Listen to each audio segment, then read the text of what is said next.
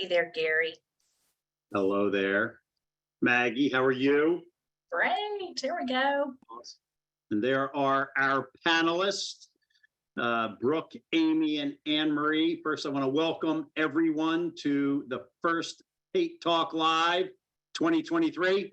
We would be remiss not to wish everyone a happy and healthy new year. I have this agreement with myself that I can say Happy New Year up till the end of January for people that I see for the first time. So happy holidays, Happy New Year to all of you. We're excited to be with you today. We've got a special guest. Maggie Evans is going to give us a little teaser on a program coming soon. And then our panelists are going to talk about the importance, particularly in 2023, of controlling the transaction. Late last week, I sent these folks a few questions. It ended up being 9. So we got a lot to cover in a short period of time. We're excited to be here with you. So before we get to controlling the transaction, Maggie Evans. Well, fantastic. I'm excited to be able to hop in for a little bit. A few housekeeping items. Remember that we do have the chat, so feel free. I see some hellos there from everybody. Please use that. If we have any groups that are together in any of the offices, give some shout outs. We'll always love that. And if you have a question, try to put that in the Q&A so that it doesn't get lost in all of the chat. So use that Q&A section if it's an actual question that the panelists can answer. And before I hand it back over to Gary, I'm excited. We have a new program coming. And so I'm gonna, it's called the Alan Tate Home Concierge. And this is gonna be powered by movies. So if you've been with Alan Tate for a long time, you're probably thinking, before. Nope. This is different. This is going to be very different. Some of you might be familiar with MoveEasy. And why are we going to have this? So through our partnership with Howard Hanna, they already have Hanna Home Concierge that they launched last year. And now we are going to be using Alan Tate Home Concierge. This is for you. This is for your clients. It's going to help you to have one more way to stay top of mind with your clients and with your sphere, and even generate new business. It's going to offer the same white glove service to everyone. I know that you all, I see the 3 ladies that are here. I know they are all about the process and they appreciate process. This is going to help you to have that same white glove service for everyone, every transaction. And you're going to have some ways that you can leverage the Alan Tate Home Concierge to even find new clients, new contacts that you can add to engage and stay in touch with. It helps with that being the life of the lifelong realtor, the realtor for life. There we go. I can get that correct. And have repeat and referral business. And of course, always showing your clients how you're willing to go the extra mile. I'm going to get into a lot of the details when we have our webinar. Here's the thing that you really the teaser is that the Alan Tate Home Concierge I look at it as 2 main functions.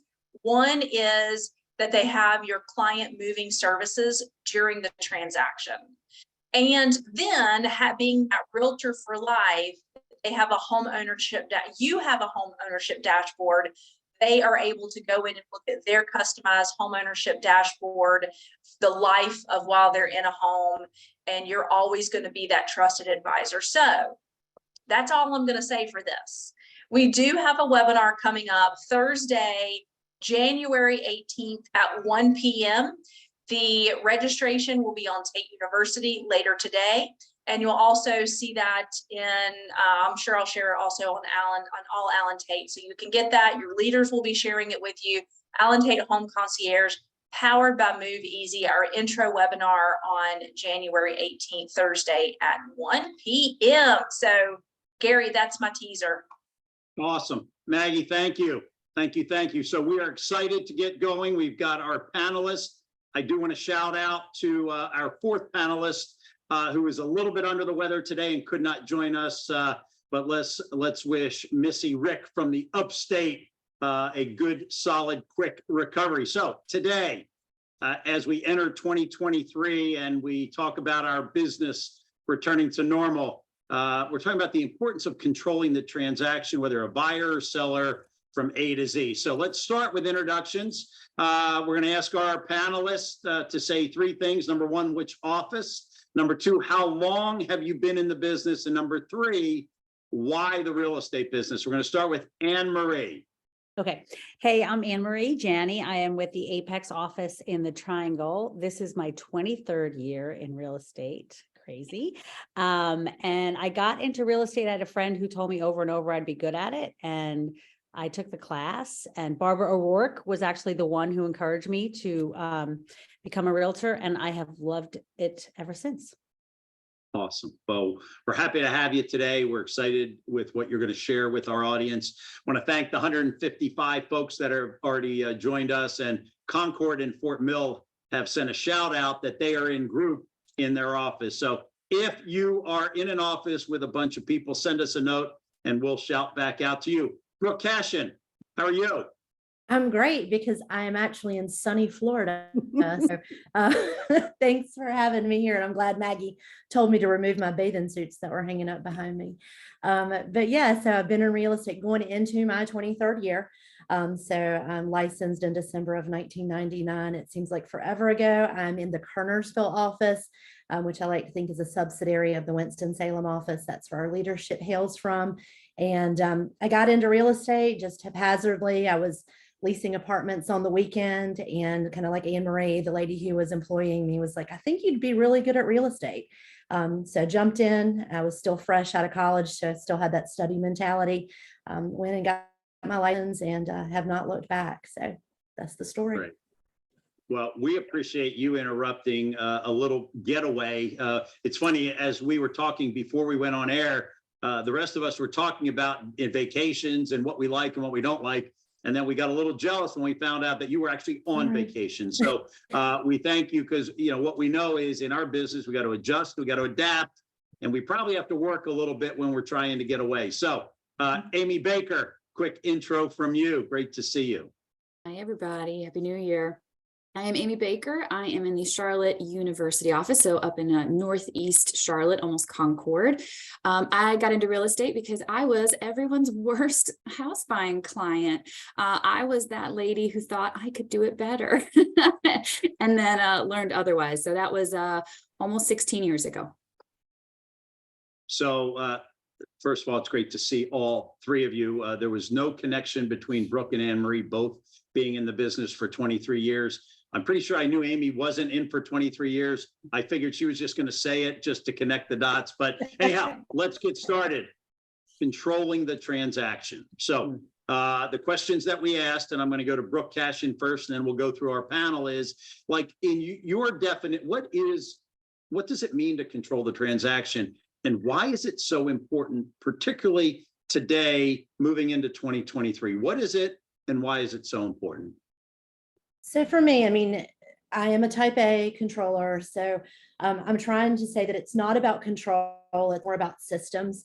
And those systems over the 23 years I've been doing this have allowed for better time management and really getting to the point of being proactive as opposed to reactive. So if I can do that, then I can control my time, I can address things and not feel panicked or rushed. So for me, it is truly about systems and systems that are in place.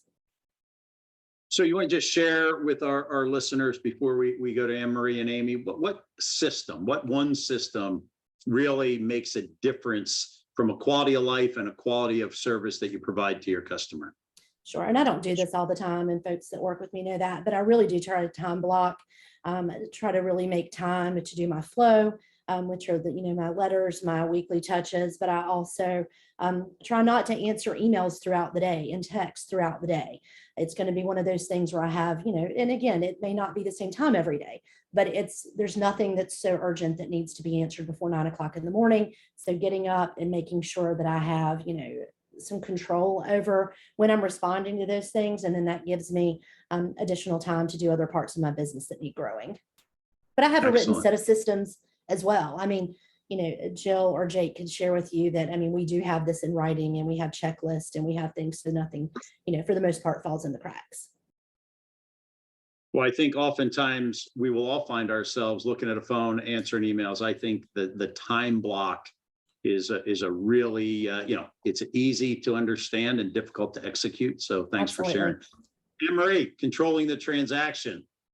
So I think it's super important. The biggest thing for me is setting expectations for my clients, right? So like I'm at a model home right now with a first-time home buyer. She's downstairs. And so we are talking about, I try to point out all the things that are going to happen so that way they know and can expect certain things, as opposed to me trying to remember and go, oh yeah, well then this happens and then this happens.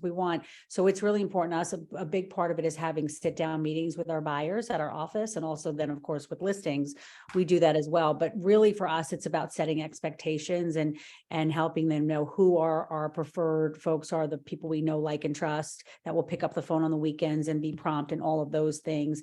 That's another big part of controlling the transaction, is like making sure that they know that we've got people that we love, that will go the extra mile just like we are for them. So those first meetings with our clients are very important.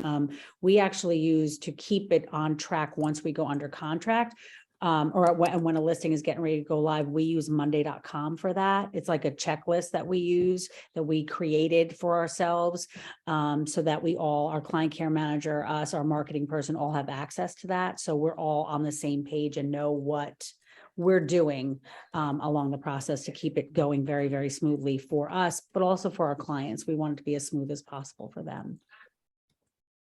Emery, just confirm, what was the name of that? And you built that? Monday.com. So it is an app and a website, and we actually hired a company in Sweden to design exactly what we wanted, and we would be happy to share it with anybody for sure. But there's also like Facebook groups, and there are people that you can hire locally. It's easy enough to figure out for you to build it, but it wasn't easy enough for me. So I'm all about keeping the economy moving and hiring people to do what I cannot do. So we hired somebody to do that for us. It's been really nice. And it's real time, so all of your team can connect with it. Yep. Avoid doing something twice or missing something. Right. Right. And it's, and every time, it's funny because every time someone like texts our client care manager, they're like, Stacy, can you schedule photos? I'm like, no. If it's not in monday.com, it does not exist. Don't be sending emails asking Stacy to do something she's not supposed to be doing. So it's also, we have to keep ourselves in check and make sure that we're following so that it's smooth for everybody. Because as it gets busier, things get, we found in 2022, things were falling through the cracks if we didn't use the system. So systems are great mostly when you're busy, because it keeps everything on track. When things are slow, it's easy to stay on track without systems, but we always love our systems. So.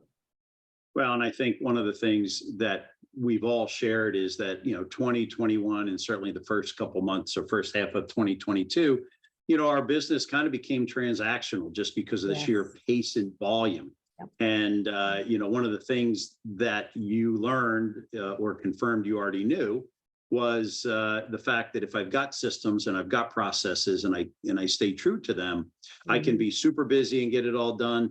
And even if it slows down, then I can have a quality of life component into what I'm trying to accomplish. So thank you for that. Amy Baker, I know you control the transaction from start to finish, chapter to verse. What does that mean to you, and why is it so important? So for me, it's having a plan and a process for everything. If it is something that I'm going to do more than once, the first time I do it, or really the first time I mess it up, creating a plan or a process, right? So if we have something in a transaction go away that I do not love, I will sit down with my other two team members and go, okay, cool, that didn't go great. How do we make sure that doesn't happen again? Is there an email template? Is there something in our checklist that needs to change? Is there a different way we can do that? And then we take the steps to put that into our process. How do I let you know that you need to do this part of the process, whatever. So the first time we do something or the first time we break it, designing the system to make sure that we have control over that thing in the future. So what happens is something goes wrong and we diagnose it and then we correct it. And I think, one of the things that we know is that mistake or that error is a great learning for us all. And so let's piggyback off of this system question. Again, as you look back, let's go back for 2022 for a moment, and I'm going to switch order here. I'm going to ask Amy Baker, you know, is there one system that maybe 2022 was so incredibly impactful that really, you know, really set your business apart because you were able to execute one or two things uniquely different and or better than maybe you had before? Is there anything you want to share that someone might be able to take with them? I don't think it was anything new for us. I think it was just reinforcing things we already had in place. So one of the things that I harp on all the time is having phenomenal service providers. My painter, my mover, my junk guy, my plumber, I have those people. They know I appreciate them. I send them enough business that I know I can insert them into a transaction wherever I need them. And at the end of the year, we send them Christmas gifts and thank yous and things like that so that they always answer my phone call. And that allows me to have a ton of control when a client says, oh my God, I have a problem with name the thing. And I go, oh, cool, let me text my guy. And it's done, it's handled. I think, Amy, when you and I had an opportunity to speak, gosh, 6-7 months ago on the podcast, one of the things that resonated with me was you treat your vendor partners like customers. You just alluded to the fact that you give them gifts. You treat them with white glove service from a lead by example perspective so that they in turn provide that for you. And I think that's something that the folks listening should take advice as it relates to that. So, Brooke Cashin, is there another system process that resonates with you? I think so. I mean, I'm going to ditto what Amy said. I'd use that same template or a similar template to do what I call monthly cheerleader gifts. And those are actually to my vendors and also to people that I consider cheerleaders. It's not a big number. The bigger number gets low. That's more like 150 people. But this in particular, something that we have done consistently over the past 2 years would be those monthly cheerleader touches. And that's going out to the attorney, that's going out to the flooring people, the painter, and they'll get anything from something big like $100 gift certificate to a restaurant, or maybe something small like we drop off ice cream or a bag of apples that the Boy Scouts were selling. But the one thing I would think that made the biggest difference, especially in 21 and 22, was Ninja. I'm a big Ninja proponent. Ninja was the first professional in-person development that I had at the end of October of 2021. And where everyone else was, you know, I'm too busy, or I don't have this, or I can't do this. That was really important for me and my business coming out of the pandemic, because that allowed me in a time that became very transactional, as you indicated. It allowed me to still have that personal touch, and it forced me to do it. And it made me more mindful about my business, and it made me have a personal touch, where I do think a lot of people were transactional, and that's going to come back to roost in the next several months, because if you did not have a relationship with that person, I don't think that you'll see that repeat business, and repeat business has been really important to me over the past 23 years. Excellent. Excellent. Anne-Marie, any one thing strike you? So the favorite thing that I have is we have a back end, a hidden page on our team website of our vendors. And we've got a form that the team fills out with their favorite vendors. So anytime somebody needs something, we can always go 3 o'clock in the morning, go look on the portal and go look at our vendor list. So for us, it was a way for us to have quick access, because I feel like 2021 and definitely 2022 was like drinking from a fire hose. And we're trying to get as many things done as quickly as we possibly could, just because of the sheer volume. And so anything that we could do to make it easier for the team to get the information they needed was invaluable for us for last year, for sure. So today is January 9th of 2023. We're all getting ready for the next calendar year, the next set of opportunities and challenges. You know, we've been very consistent so far. Set expectations, have systems, have processes, evaluate the systems and processes. Anything new in your plan for next year, realizing that, you know, the market is going to be different than it has been.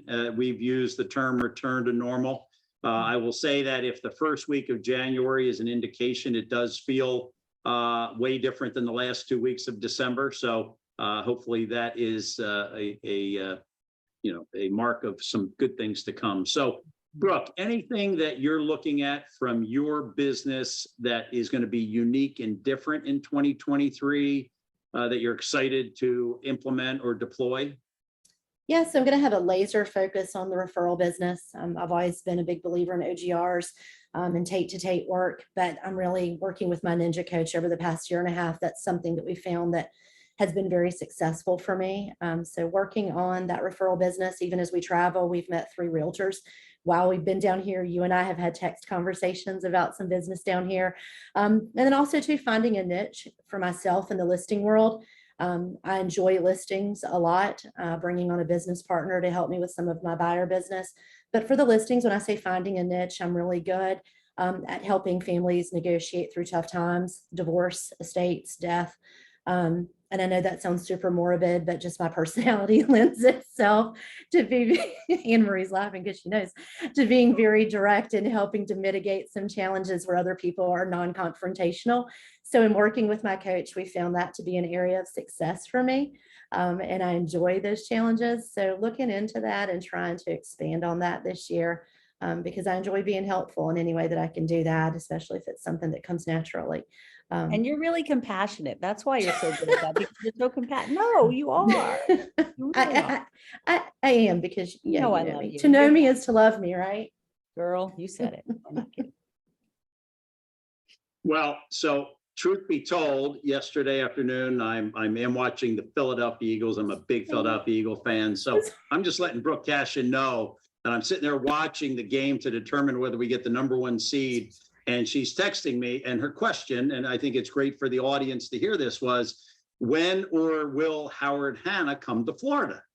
And Brooke is down there. It's very interesting to me that one of her strategies for 2023 is referrals. And, when we think of referrals, we think of personal referrals, someone buying in Kernersville or Winston-Salem.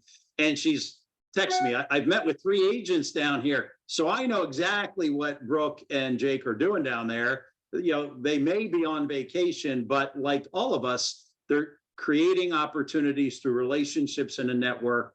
And, I think we always have to remember, our affiliation and our position in the leading real estate companies of the world.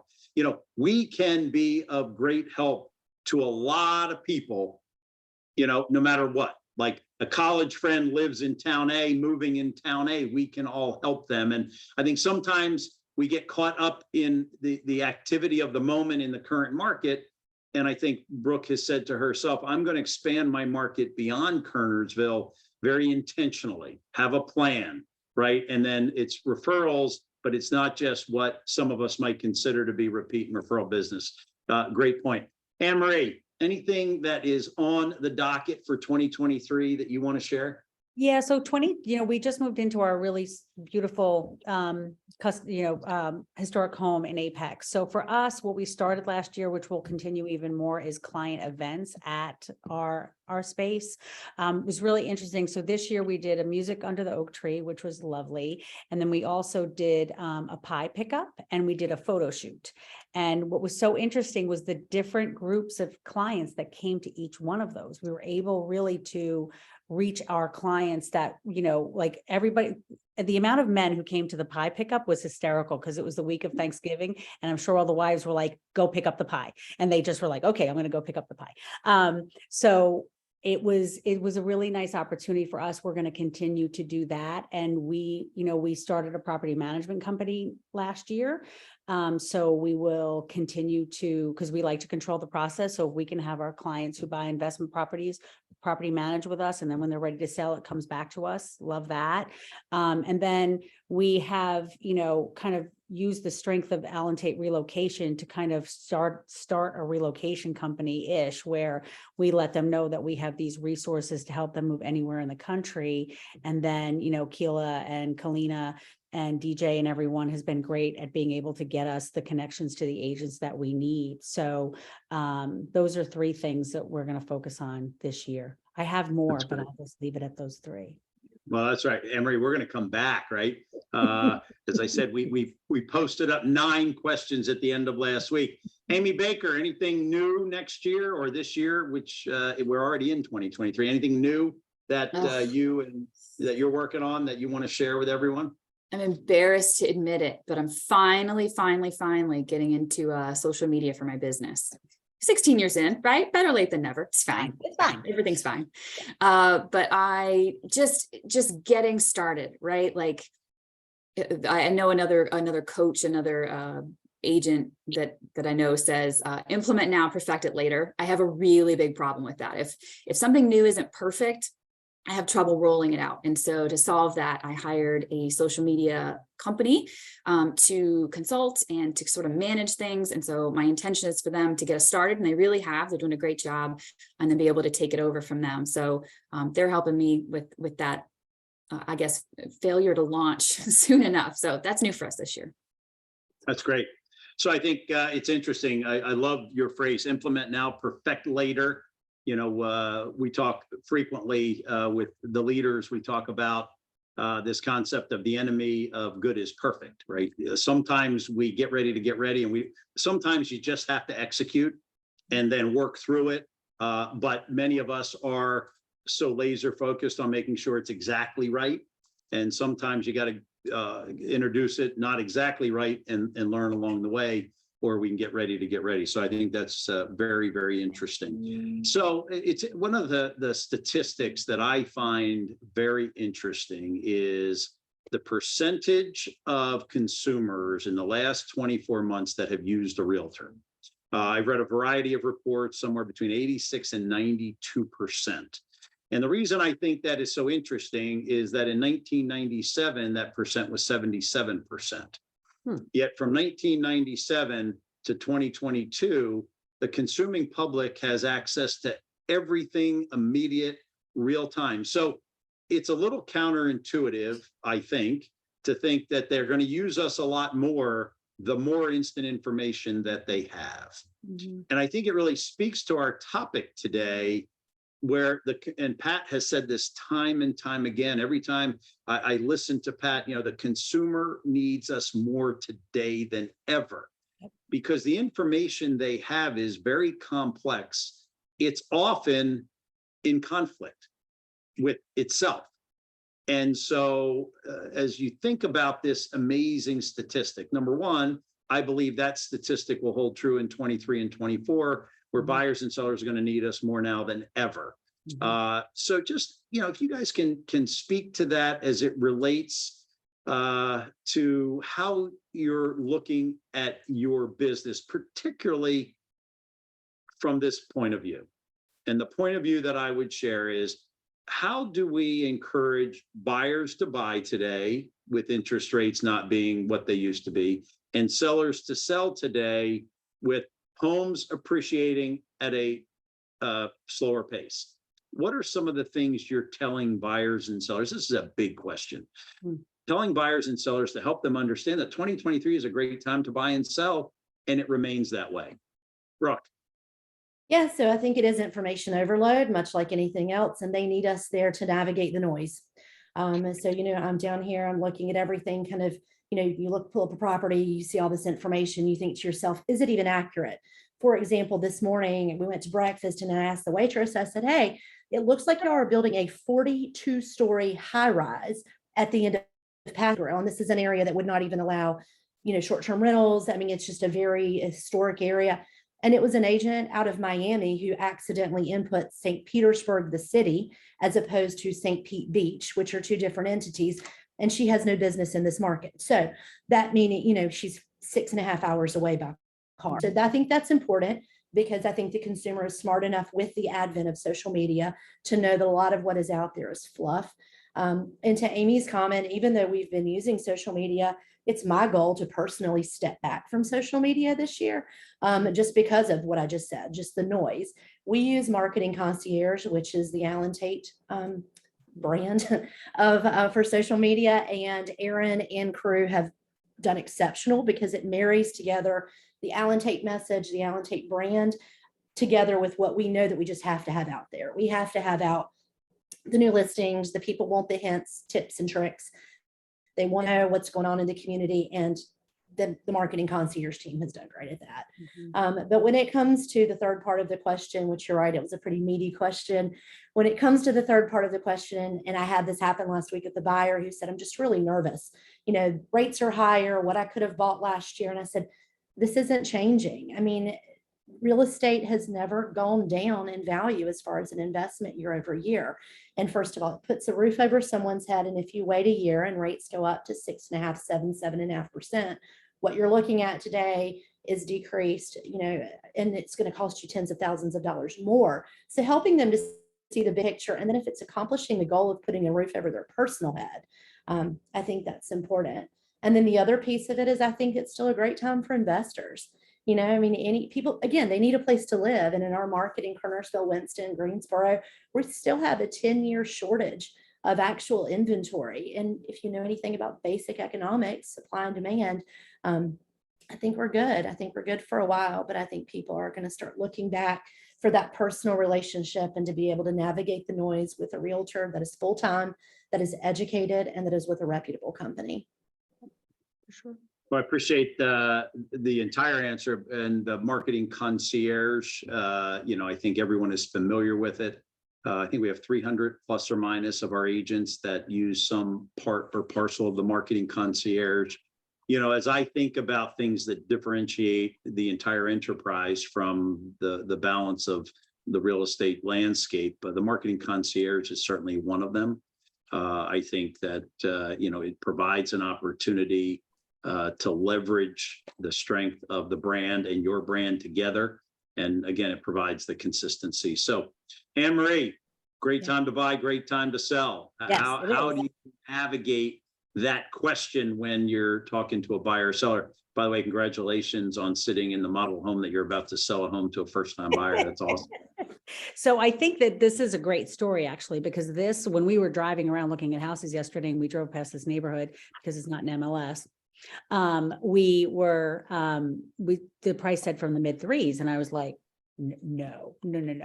And so we came in, and sure enough, yeah, mid threes.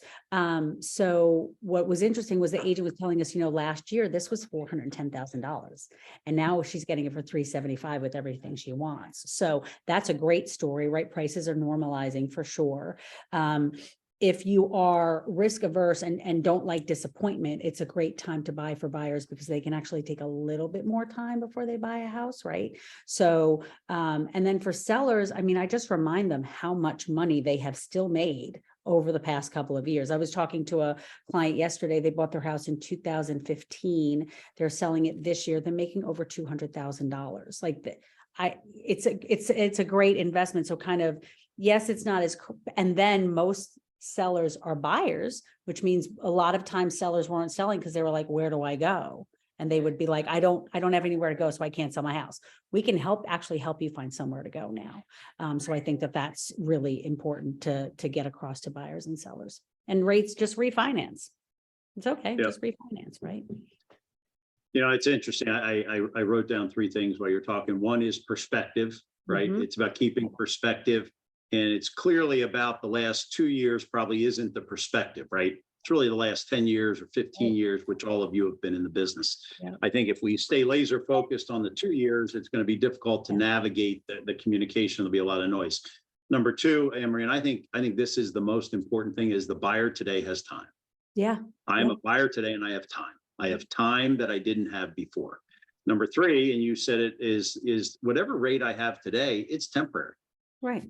But it's fixed. I think that's a piece of it, right? Yeah. It's temporary, but it's fixed. I know what it is. Right. And you just said 410 went to 375. Interest rates went from 3.5 to 5.75. And we can all do that math, which I know everyone out there is doing it. Right. I think the challenge we have is how do we get in front of people enough to educate them in a way that they understand it, because it's hard to do it. And the necessity is to do it kind of face to face, belly to belly. So Amy Baker. The one thing I'd say too is about, you know, all of that information out there. I'm sure we have all helped a ridiculous number of people buy houses that didn't even step foot in the house until walk through, and you're like, I hope they like it. Because they just put a lot of money down in non-refundable money. But what I'm finding with those buyers is they are so educated. It is actually a pleasure to work with them, because I can focus on the things that I bring to the table and the nuances of the market that they can't get from California, right? But I admit I was afraid with all this information being out there to the public. It has actually been such a gift to the consumer, and I think it's also been a gift to us as well. So I love it. You are a Great, gift. great perspective. Amy Baker, why buy, why sell?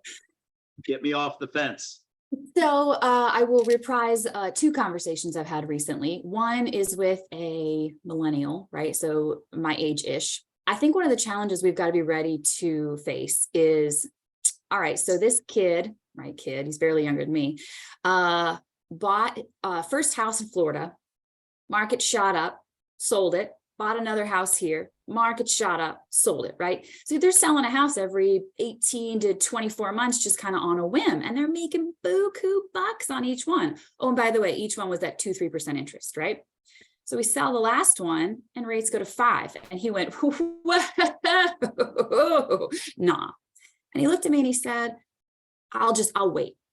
And I said, okay, but let's look at a chart of historic rates, right? Let's look at the last time that rates were 2 or 3%. Oh, never.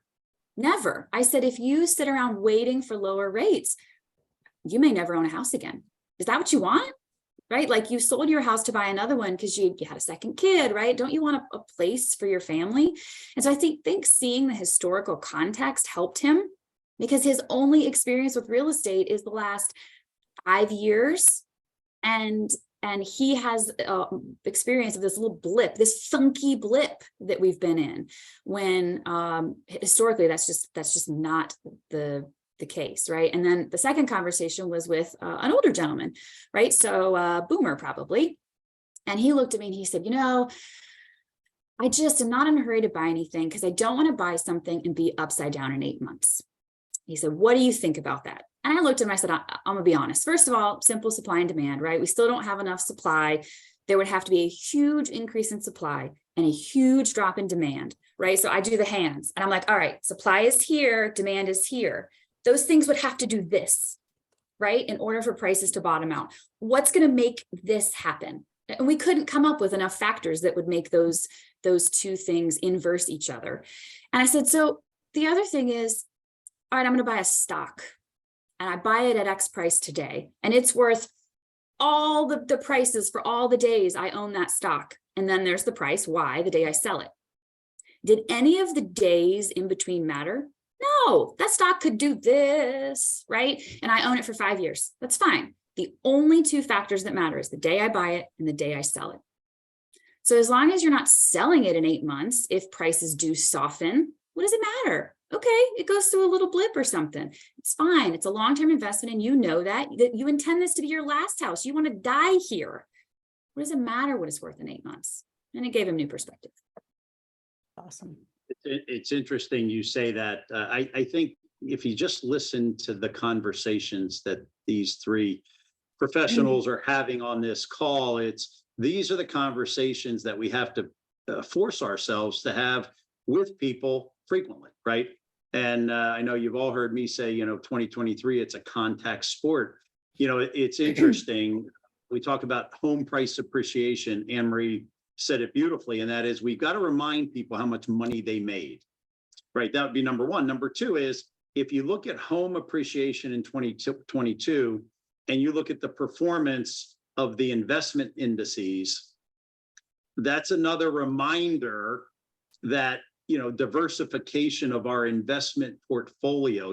One of the driving mantras of our company is we need to be trusted advisors, way more than an agent, but we really want to be at the table with their financial advisor and their accountant and their attorney, and we are the real estate source in that mix. And when you look at it, the historical perspective, Amy, you hit the nail on the head.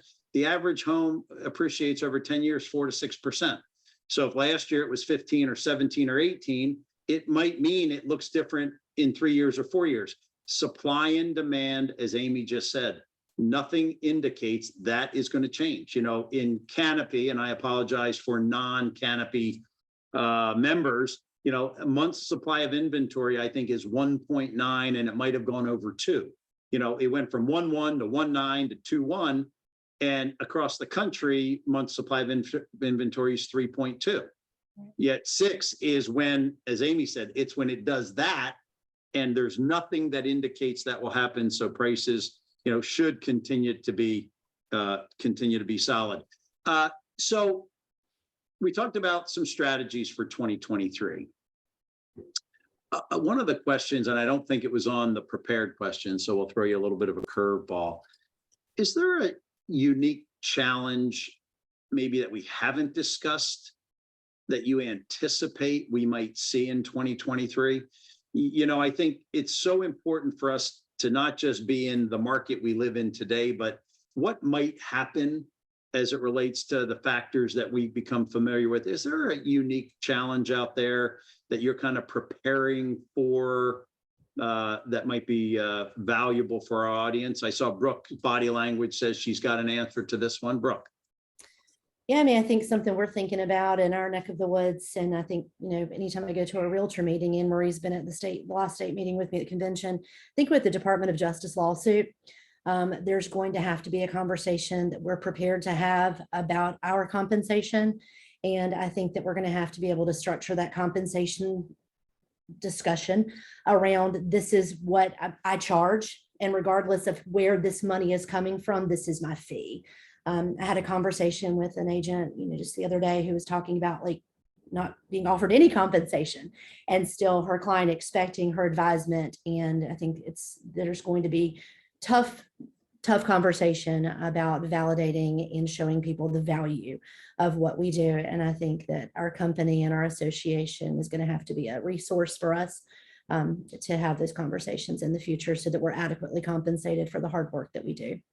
Mhm. It's a really great point, because I know that all of us on this screen and everyone that is tuned in knows that, you know, we're worth more than I think we're able to charge at times. Our value and what we bring to the table, and the service that we provide, and the significant influence we have in the negotiation process and the pricing process and all of the things that we do. It's interesting. I was reviewing this morning the company-wide SWOT analysis, and we added, you know, one of the threats is we have to think about what that holds true for us as it relates to DOJ and things like that. Whether it's 23 or 24, it is certainly out there on the horizon.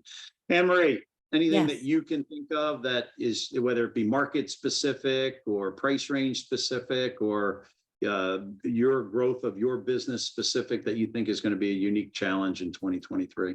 I think the luxury markets is going to be a challenge for sure. I also feel like if these past 2 weeks, the first little bit of January is any indication, the market is going to be kind of volatile. I almost feel like we're going to have to really, really pay attention to what's going on, like week by week. You know, I've had a house that went on the market in the middle of December and very, very slow showings. We were thinking about maybe pulling it if we didn't get a bunch of showings coming, you know, leave it off the market for a week or so till we saw the market pick up again. We had three offers this weekend. We had another listing that went live on Friday. We had 32 showings. And then Kristen from our team had one. She went under contract in a day. But it's not, you know, it's all like 600 and below, right? And it's, you know, great properties, price right, staged right, all the things, marketed correctly and all that. But I feel like we're going to have to watch the market like daily, weekly to see what's going on, because I think it's going to be a lot of this year. So I think that's a really valid point about, and we talk about it all the time, and that's just knowing the numbers, like really being laser focused on the marketplace. Yep. And the marketplace over the years doesn't change weekly, monthly, but understanding the nuances, whether it be showings, whether it be days on the market, whether it be shifts in list price, all of those things that are empirical, that were not nearly as important in the last 24 months as they will be in the next 24 months. I think you're spot on there. Amy, challenges that you might foresee in 2023.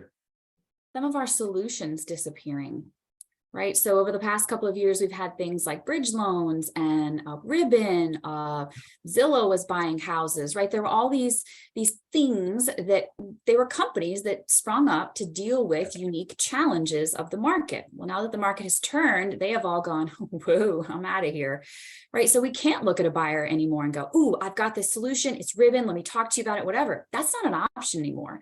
So, okay, in that gap that is now created, how do we fill that, right? How does that conversation now go with that buyer? What solution do we have to plug into that empty space? So I think we need to think about all those vendors, those third parties, those solutions, whatever it is that we used as an agent, and recognize the vacancy that them leaving the market has left in our business, and figure out a way to fill it. That's a great answer. And I know that I've been taking a lot of notes, but I think solutions disappear. And then how do we find the alternative? Because we have to address it. And I think, Amy, you bring up a really, really, really good point. So I'm going to shift gears a little bit. We're going to end, we've got about 13 minutes. So we're going to end with a little bit of fun. The number one thing you are looking forward to in 2023 professionally. We might get to personally later, but or familially. What Anne-Marie, what is the one thing from a business perspective that you're really looking forward to in 2023? I'm looking forward to getting back to normal and being able to spend time cultivating relationships with my clients and my sphere. I think that, I just say we were drinking from a fire hose. I don't know if I've said that here, but I say it all the time, the past year and a half or so. And there just wasn't time to help clients sleep, spend time with my children, go to the gym, all the things. So I'm looking forward to connecting back with folks this year a bunch. I can't wait for our events and just a hug. And with COVID gone, when we had our pie pickup, I'm like, get ready for the hugs. They're coming out. So just connecting. Yep. Well, what we know is people miss community. And I think that the ability, you said early on, probably 45 minutes ago, one of the things your strategies for 2023 is to have events at your office, which is a historical home. Get people there in a way that's, team building, esprit de corps, customer appreciation, all the above. Great. Brooke, what are you looking forward to? The one thing you're looking forward to? Again, I think it's the connectivity. We do a lot with NAR and our North Carolina Realtor family, and just being able to get back with those folks and digging into some of the things we've not been able to dig into for our industry. That's something both Jake and I look forward to for 2023. Awesome. Amy Baker, 2023, one thing you're looking forward to? Having time, right? Time back. So time to connect with past clients, right? So through our social media stuff that is ramping up now. I'm enjoying it, connecting with people. I'm like, oh my God, I haven't talked to them in 5 years. I suck. Well, I've talked to them 5 years, but I'm redoing those conversations. This guy, I've been working on this hours and hours. It's a homeownership book, blah, blah, blah, whatever. It's up to 87 pages. I have been meaning to do something like that for years. I finally have the time to, between clients and between transactions, to sit down and really implement these really great marketing and contact client connectivity ideas I've had. So I'm just, and maybe some personal time too. I'm looking forward to having time again. Yeah. Well, I think the market that we've been in has been crazy, been wild, been fun, been energizing, been financially rewarding, but with a price, right? There's a price. So it's interesting. I had a conversation last Thursday with a mentor of mine, a guy I worked for in the mid-90s, and he's about 85 years old, great guy. And we were talking about the business today. And I love the fact that he can still relate to the business today. He's got his kids are in the business. And he made a statement that I believe so true. And he said, in my 60 years in the business, that's how long he was in and around the business. Every time the market returns to normal, great companies and great agents always prosper. Yep. And what was interesting is we had this conversation about the use of absolutes. And I said, gosh, I try to stay away from absolutes, always, never. And he said, I do too. This is that one exception. He said, I can tell you in every single time I've seen it return to normal, great companies, great agents always prosper. And I know that we believe that, I know the folks on this call and the 170 folks that are listening. Plus, I think I just got a little shout out to Oak Ridge University and Davidson are with us in group. So we appreciate you being with us.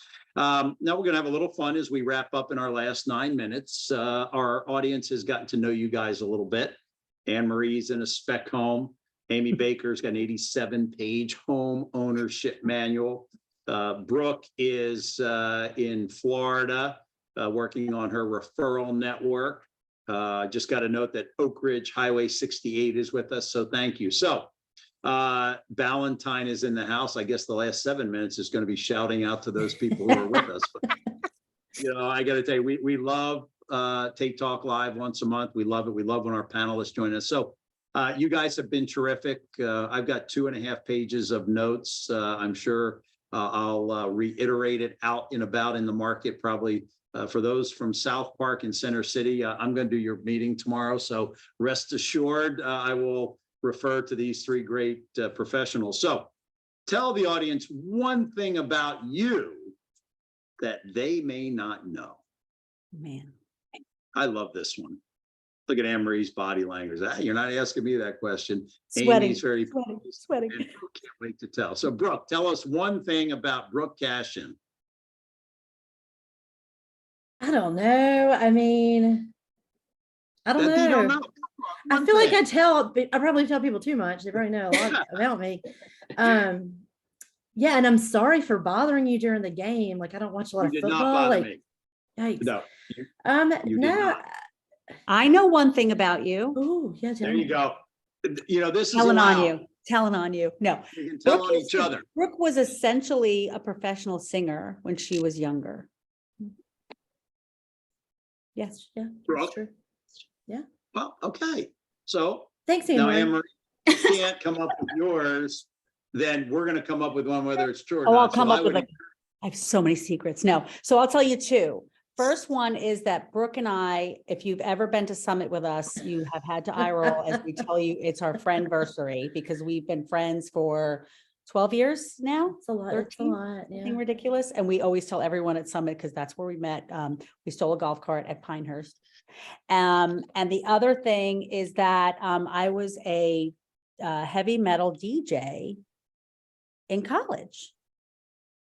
So that's my little, I know a lot about music. That's the other thing. So Maybe we should start a band. Look at Tony. Tony Jarrett has been wondering that whole time who stole the golf cart. I'm glad to know Tony's paying attention for sure. Amy Baker, I'm not going to assume you're in the music business as the other 2 are, but tell us something that we don't know about you. Sadly not. No hidden musical talents here. I feel like Brooke, I'm like an open book. Like everybody knows everything about me. The one thing I can come up with is, so I am on the North Carolina Forms Committee. So I am the ultimate supreme dork. I actually just got off that meeting earlier today. I had to log off to get on here. We argue about where commas are going to go in all the forms you guys use. We argue about, oh my gosh, the most minute details. Should that be bold? That's spelled wrong. Like we get in the weeds and I freaking love it. I am a supreme level dork. And I'm so glad that you do that because like that would be the one committee at NAR or NC Realtors that would make my head spin. So bless you and thank you. I like look forward work. to it. hard work. I'm looking forward to it. I was nominated, whatever. I get to co-chair the committee this upcoming season. So yeah, I'm kind of moving up in the ranks. I love it. I could do it every day. Awesome. Well, you bring up another point that all 3 of you are involved, right? All 3 of you involved in our industry. I know you're all involved in the community. We're going to end with one final thought, and that is one piece of advice that you can give, whether I'm brand new in the business or been in it 30 years, reinventing myself. What is that one piece of kind of secret sauce that you want to share with our audience as we close out the first Tate Talk Live of 2023. Brooke, one piece of advice. I've got this one. You didn't get me on this one. So I would say show up. I mean, whether that's, just showing up every day in the office to hear a conversation, whether that's showing up, and I know Anne-Marie and I were kind of silly, but we've done team visits over the years where we actually bring our team to meet other teams. I wish Missy were on the call. Jake and I and our assistant at the time went down and visited Missy and Derek. We are big believers in showing up and doing the work and making the connections. And that means full-time and professionally. And I think if we would all just show up, get out from behind the Zoom. I know this is a different situation because we're trying to marry a bunch of people together, but go to your office meetings, go to your office, show up, be there. We're done. Get out from behind the camera. Love it. Love it. Love it. Love it. Anne-Marie. Head down and do the work. For me, like there's so much, this company just moved here and they're offering this and marketing, but just every time I start going like this, I just go head down, do the work. And that's all you need to do. Show up, work hard, and Amy Baker. Do what you're good at, right? We all know like what is the thing that you're good at, right? Is it whatever it is. If you're feeling down about the market, if you're having questions, if you're stressed, whatever, I find that when I do the things that I'm good at with clients, it re-energizes me. It makes me go, oh, God, right. That's why I do this. So it really is good for us to do those things. So know what you're good at and do it. Mm-hmm. Great advice. So just think about those three pieces of advice. A lot of great information was shared by these guys: strategies, tactics, setting expectations, communication, checklist, challenge the checklist. Amazing. Show up, work hard, and do what you're good at. So how about we're going to do a virtual round of applause for Anne-Marie, Amy, and Brooke Cashin for a job well done. Tate Talk Live. For those of you, look, I see all kinds of stuff coming up on my screen. I don't know how to use any of it, but we've had some great chat. The chat goes everywhere from can't wait to do a song at the summit to I didn't know you were into heavy metal to we're not ever going back to Pinehurst for fear of stolen golf carts. It's been great. I want to thank everyone for tuning in. Again, happy New Year. Super proud of what everyone did in 2022. We're really excited about 2023. As I said, great companies, great agents, prosper, and returning to normal is a good thing. And we're ready to take the market by storm. So just thank you to you guys for being with us today. We appreciate it. And Amy Baker, one final shout out. Thank you for wearing Alan Tate swag. Very well done. Thank you. Have a great day, everybody. Talk to you all soon. Thanks for having us. Thanks. Bye.